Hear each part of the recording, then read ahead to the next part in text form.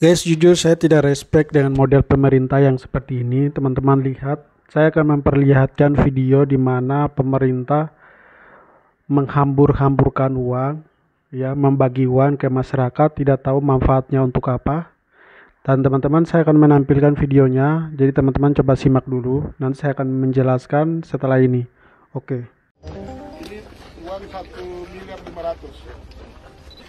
Pemerintah Kabupaten Lanijaya menunjukkan komitmen nyata dalam program 100 hari kerja Bupati Aletine Sigibalom dan Wakil Bupati Freddy Ginatapuni dengan menyalurkan bantuan dana senilai Rp 1,5 miliar. Bantuan ini diperuntukkan bagi warga yang terdampak kerusuhan pasca pemilihan kepala daerah Pilkada tahun lalu. Dalam acara penyerahan bantuan yang berlangsung di hadapan para korban, aparat TNI Polri, serta jajaran Forkopimda. Oke guys, ini terjadi di Kabupaten Lanijaya, Papua Pegunungan. Dan saya rasa hal-hal seperti ini ya, kejadian-kejadian seperti ini, pemerintah membagi-bagi uang miliaran ya. Seperti ini tuh bukan hanya terjadi di Papua Pegunungan saja, tapi di beberapa kabupaten atau provinsi itu di Papua sering terjadi hal yang sama. Nah teman-teman, kenapa pemerintah tuh memberikan uang kepada masyarakat begitu jumlahnya, bukan main-main ya, miliaran seperti itu. Kenapa? Karena teman-teman ya, kemarin pada saat Pilpres kabupaten itu terjadi kesalahpahaman ataupun terjadi kerisuhan ya antara pendukung satu dengan pendukung yang lainnya. Itu mengakibatkan banyak terjadinya korban ya. Ada yang korban meninggal dunia, ada yang korban luka-luka, terus banyak fasilitas yang menjadi rusak ya, kebakaran di mana-mana. Nah, pemerintah itu memberi bantuan kepada orang-orang yang menjadi korban kemarin. Jadi misalnya mereka punya rumah terbakar ya, misalnya fasilitas dirusak, ataupun orang-orang yang menjadi korban pada saat kejadian kemarin. Nah, karena itu pemerintah menggantikan itu semua korban-korban yang kemarin terjadi. Jadi kita harus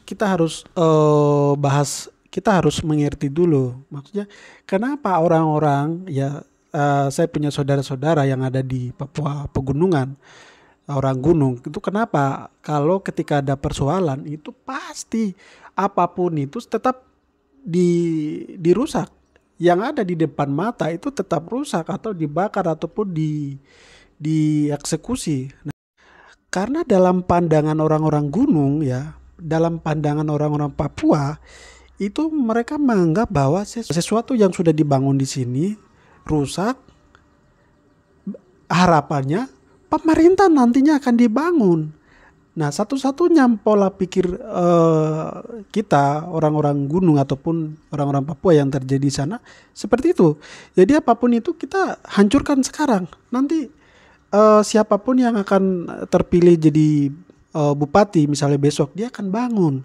Nah, karena sudah dimanjakan dengan hal-hal seperti itu, akhirnya apa? Akhirnya pemerintah lagi yang tanggung jawab, pemerintah lagi yang bangun. Nanti besok bakar, besok dirusakkan, besok di fasilitas umum apapun itu rusak. Ujung-ujungnya pemerintah lah yang keluarkan dana, pemerintah lah yang bangun. Harusnya pemerintah itu harus tegas, ya, pemerintah itu harus tegas, ya, harus memandirikan masyarakat itu sendiri. Jadi pembangunan di Papua itu hanya itu terus, tidak pernah ada perkembangan.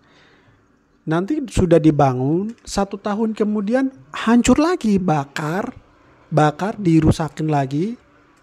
Nanti tahun berikutnya bangun lagi. Jadi selama pemerintah membiarkan hal-hal itu terjadi, saya yakin 100% Papua tidak akan berkembang ataupun pembangunan di Papua tidak akan pernah maju.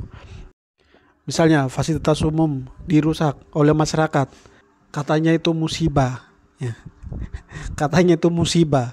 Sebenarnya bukan musibah, memang sengaja dibuat-buat musibah, jadi harus diganti dengan pemerintah. Harus pemerintah yang membangun, harus pemerintah yang menanggung itu semua kerusakan.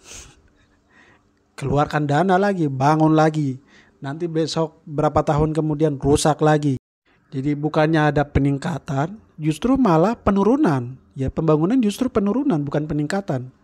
Jadi SDM-nya belum bisa maju, pembangunannya belum bisa maju. Jadi memang pemerintah ini sebenarnya mereka itu belum punya konsep yang jelas untuk membangun daerah-daerah Papua, ya, lebih khususnya Papua Pegunungan ini.